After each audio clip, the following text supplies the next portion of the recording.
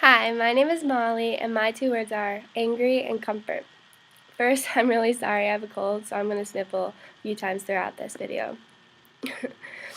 But a little bit about myself. Growing up, I didn't have a whole lot of knowledge about God. I knew there was a God, but I didn't really know what that all meant or who he was. I basically saw God as someone living up in heaven that controlled everything that happened on earth, and that was pretty much the extent of my understanding.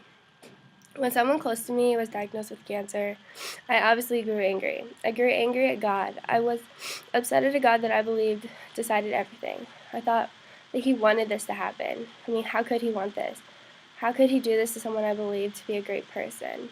I didn't trust him, and I definitely didn't want to try to trust him. This past year, when I came back to college, I was still pretty angry. But I was angry at who I thought Christ was, not who he really is. Over the semester, I joined Crew, a Christian organization on campus, and began attending church regularly.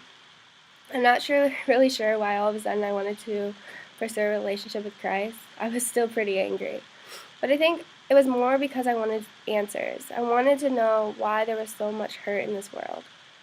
Regardless, I'm sure glad that I finally started to learn who God really is. I learned that Christ did not intend to have so much hardship in this world. He did not want us to have to go through all the hardships that many of us go through or have gone through. He doesn't want to hurt us. He loves us more than any of us will ever understand. I learned that Christ made the greatest sacrifice for us, and here I was, angry at him, after all he has done for me. Somewhere along the way, after I was learning who God really is, I stopped being angry. I started building a relationship with him. One day, I just realized that God has my best interest in mind, and that I trust him with my life.